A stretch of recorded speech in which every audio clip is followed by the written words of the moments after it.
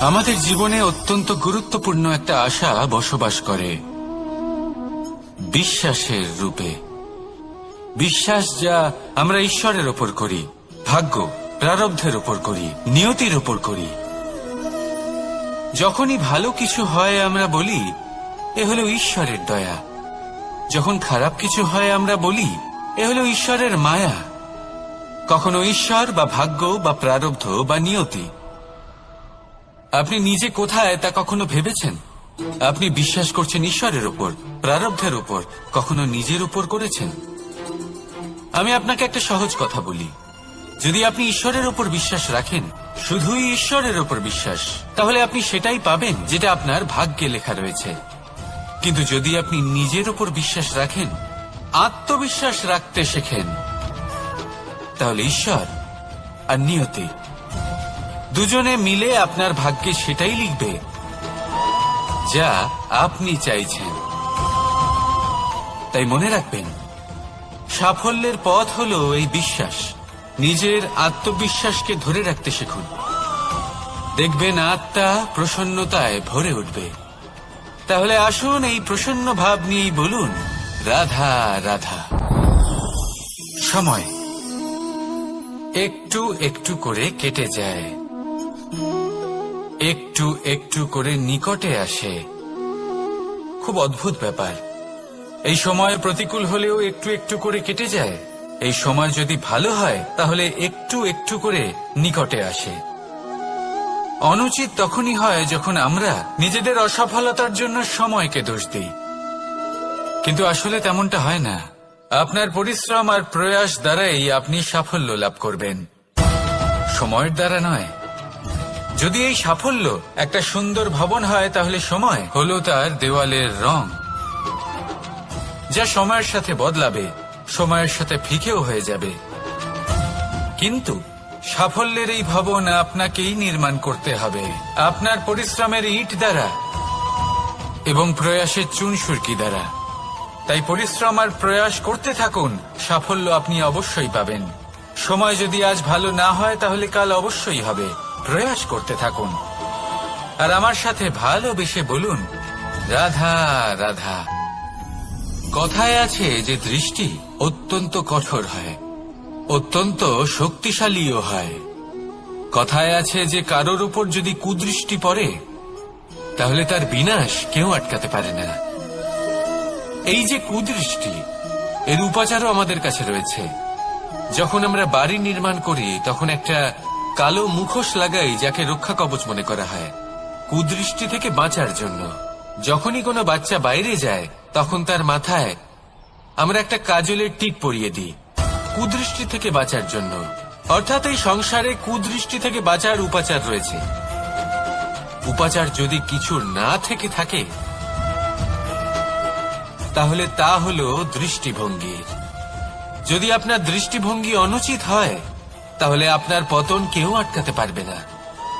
না পারবে কালো মুখোশ, না কালো টিপ, না স্বয়ং ঈশ্বর। সেই জন্য নিজের দৃষ্টিভঙ্গি শুভ করে তুলুন, সবকিছু শুভই হবে। আসুন আমার সাথে ভালোবেসে বলুন, রাধা রাধা। ভয়। জীবনে আমরা কোন কোন বিষয়ে ভয় পাই? কোনো মানুষকে হারানোর ভয়, কোনো মানুষ কোনো সম্পর্ককে হারানোর ভয়, অর্থহানির ভয়, সময়হানির ভয়। এবার বিষয়টা হলো, এই ভয় কখনো আমাদের কোনো লাভ করে না। এটা সবসময় আমাদের পিছনে ঠেলে আর নিচু স্তরে নামিয়ে দেয়, কখনোই আমাদের উত্থানের কারণ হয় না। তাই জীবনে যদি কোনো ভয়ের কারণ থাকতেই হয় তা শুধুই এটা, যে মানুষের কথা ভাবতে ভাবতে, সম্পর্কগুলিকে হারানোর ভয়, মানুষকে হারানোর ভয়, সবার মন রাখতে রাখতে আপনি যেন নিজেকে, নিজের ভাবনা চিন্তাকে না হারিয়ে ফেলেন। যদি এরকম হয়, যদি সকলের মন রাখতে রাখতে আপনি নিজেই নিজেকে হারিয়ে ফেলেন, নিজের ভাবনা, নিজের লক্ষ্য, নিজের মন্তব্যকে হারিয়ে ফেলেন, তাহলে সংসারে যতই যাই হয়ে যাক না কেন প্রসন্নতা লাভ করবেন না। তাই রক্ষা তাকেই করুন যে আপনাকে রক্ষা করে, আপনার মানসিকতা, আপনার ব্যক্তিত্ব, আপনার লক্ষ্যকে রক্ষা করে। আর যদি কোনো বিষয় ভীত হতে হয়, তবে আপনি যেন নিজের উদ্দেশ্যের থেকে দূরে না চলে যান। তাহলে আসুন আর আমার সাথে ভালোবেসে বলুন, রাধা রাধা। জীবনে এমন কি আছে যা আপনাকে অজান্তে শিখরে পৌঁছে দিতে পারে বা আপনার পতনও ঘটাতে পারে? সঙ্গতি। যদি আপনি কোনো শ্রেষ্ঠ ব্যক্তির সঙ্গ লাভ করেন, তাহলে তার শুভ চিন্তা, তার গুণ, তার স্বভাব আপনার মধ্যে চলে আসবে। আপনি আরো শ্রেষ্ঠ হয়ে উঠবেন। আবার সেখানেই যদি আপনি কোনো দুষ্ট ব্যক্তির সঙ্গতি লাভ করেন, কোনো খারাপ মানুষের সঙ্গতি লাভ করেন, তাহলে আপনার শুভ চিন্তা, আপনার গুণ, তা যে কখন আপনার থেকে কেড়ে নেওয়া হবে সেটা আপনি জানতেও পারবেন না। দেখুন, এই সঙ্গতি হলো অত্যন্ত গুরুত্বপূর্ণ। এই সঙ্গতি আপনার নিয়তি নির্ধারণ করে। আপনাকে উদাহরণ দিলে, বৃষ্টির ফোঁটাকে দেখুন। যদি কোনো ফোঁটা গাছের পাতায় এসে পড়ে, তাহলে তা জীবন দান করতে পারে। যদি এমন কোনো ফোঁটা সাপের মুখে এসে পড়ে, তাহলে তা বিষে পরিণত হয়। যেমন সঙ্গ, তেমন নিয়তি। এবার দুর্ভাগ্যের বিষয় হলো এটাই যে বর্ষার ফোঁটা নির্ধারণ করতে পারে না সে কোথায় পড়তে চায়। তার নির্বাচনের ক্ষমতা নেই। কিন্তু আপনি, আপনার কাছে তো বিবেক আছে, আপনি ভাবতে পারেন, চিন্তা করতে পারেন। তাহলে আপনি ভাবুন, আপনি কি এমন সঙ্গ চান যা শ্রেষ্ঠ, নাকি এমন সঙ্গ চান যা অশুভ? নির্বাচন আপনারই। শ্রেষ্ঠ সঙ্গ বাছুন আর আমার সাথে ভালোবেসে বলুন, রাধা রাধা।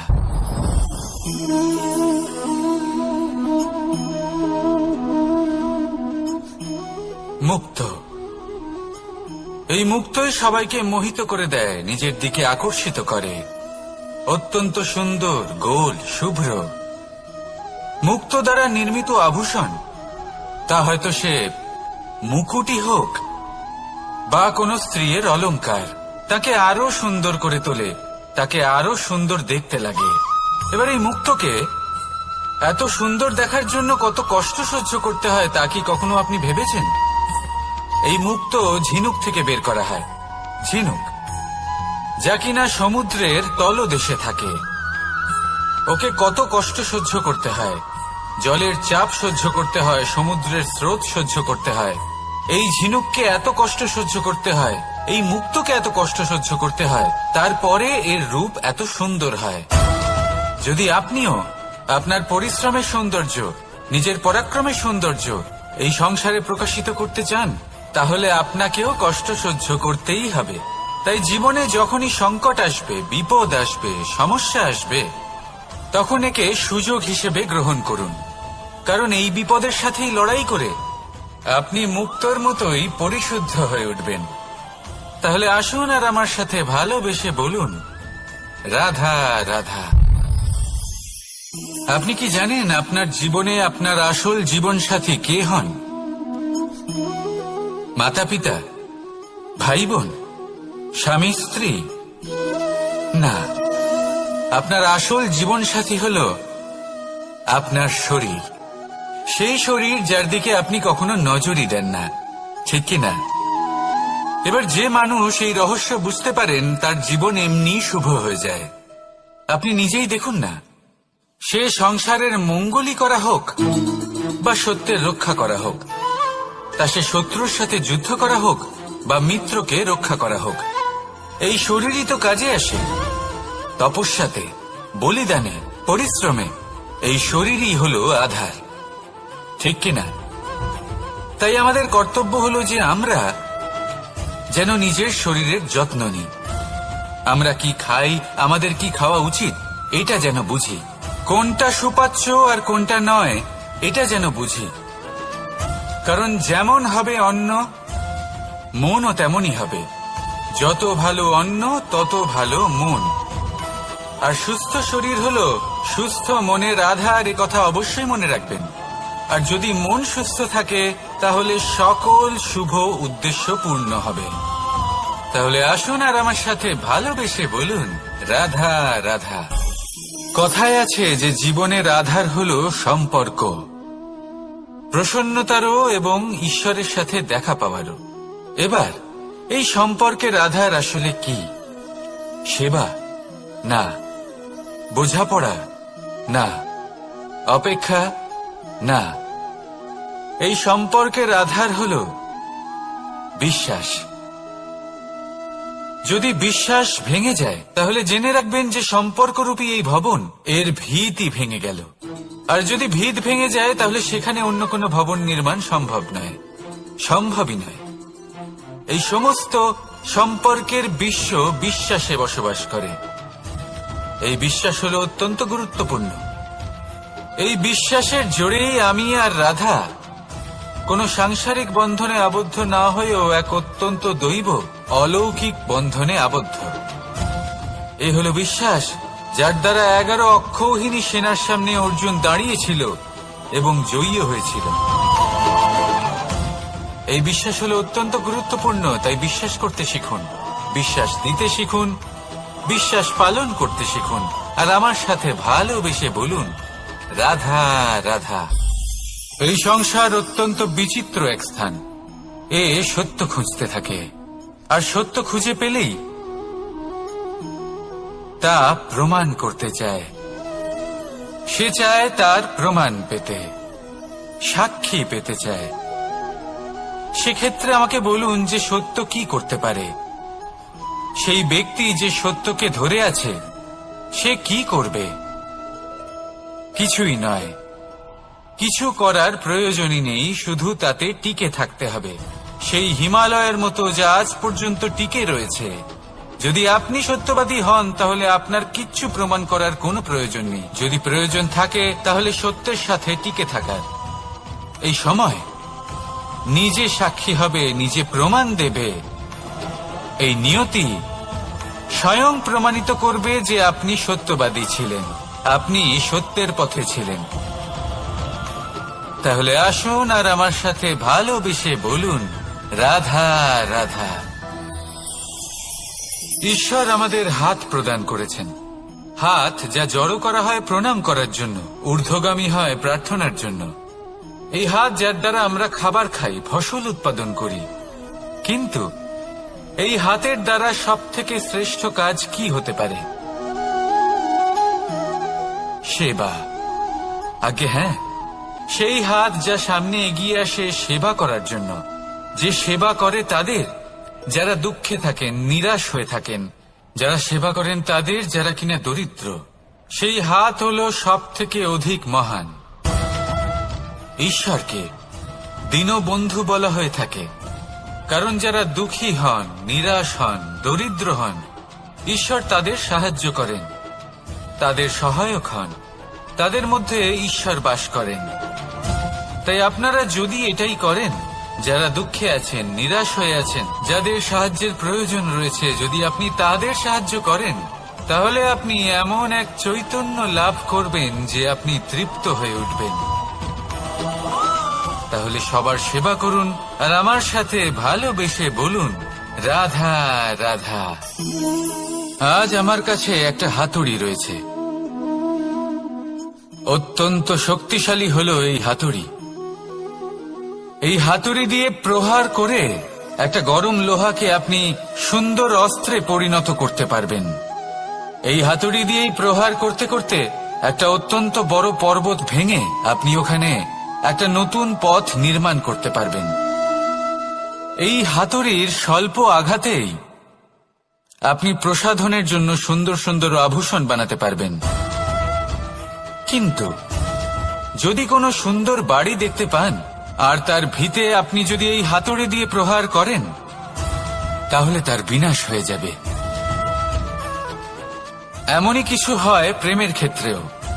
তা এতটা শক্তিশালী হয় যা সৃজন করে, কিন্তু সর্বনাশও এ করতে পারে। সবকিছুই নির্ভর করছে আপনার উদ্দেশ্যের উপর। এই উদ্দেশ্যকে শুভ রাখুন আর ভালোবাসার উপর একটু নিয়ন্ত্রণ রাখতে শিখুন, যেন এমন না হয় যে আপনি সৃজন করতে গেলেন কিন্তু সর্বনাশ করে বসলেন। আসুন আর আমার সাথে ভালোবেসে বলুন, রাধা রাধা। এই প্রেম যতটাই সরল ঠিক ততটাই জটিল হয়। এই প্রেমের দুই রূপ হয়, সবলতা আর দুর্বলতা। নির্বাচন হলো আপনার। এবার যদি একটা উদাহরণ দিয়ে আপনাকে বোঝাই, তাহলে মাতা পিতাকে দেখুন। মাতা পিতা সন্তানকে কখনো কখনো এত স্নেহ দিয়ে ফেলেন যে তাকে বাইরে কোথাও যেতেই দেন না, আর তার ফলে সন্তান এতটাই দুর্বল হয়ে পড়ে যে এমনও হয় তারা সারা জীবন বাড়িতেই বসে থাকে। এবার যদি এই মাতা পিতাই এই ভালোবাসায় সাহস জুগিয়ে দেন, সেই সন্তানকে বলে দেন যে যাও, এই সংসারকে অনুভব করো, নিজের প্রারব্ধ নিজেই রচনা করো, এই সংসারে সব থেকে শ্রেষ্ঠ হয়ে দেখাও, সব থেকে উঁচুতে উঠে দেখাও, তাহলে সন্তান অবশ্যই এটা করে দেখাতে পারে। এবার আপনি নিজের প্রেমের দ্বারা আপনজনদের দুর্বল করবেন নাকি তাদের সবল করবেন, সিদ্ধান্ত আপনারই। আসুন আর আমার সাথে ভালোবেসে বলুন, রাধা রাধা। মানুষ বলেন প্রেমে অনেক শক্তি আছে, আর এটা সত্যিও বটে। প্রেমে এতটাই শক্তি থাকে যে শত্রুতার বড় বড় স্তম্ভকেও এত সহজে ফেলে দিতে পারে। কিন্তু আপনি দেখে থাকবেন, যারা অধিক শক্তিশালী হন তারা দুই ধার সম্পন্ন তরোয়ালের মতো হন। কারণ এই প্রেম যদি আচরণে থাকে, মনে থাকে, বিচার বুদ্ধিতে থাকে, তাহলে তা শুভ হয়। এই প্রেম সৃজন করে। কিন্তু প্রেম যদি ব্যবসার অঙ্গ হয়, যদি এই প্রেমের ব্যবহার নিজের স্বার্থ, নিজের অহংকারের জন্য করা হয়, তাহলে তা সংসারের বিনাশ ঘটাতে পারে। রাধা প্রেমের ব্যবহার করেছে শাম্বের কারণে, আর শাম্ব সেই প্রেমের ব্যবহার করেছে নিজের অহংকার, নিজের স্বার্থ সিদ্ধির জন্য। শেষ পর্যন্ত ক্ষতি শাম্বের হল না, হল প্রেমের।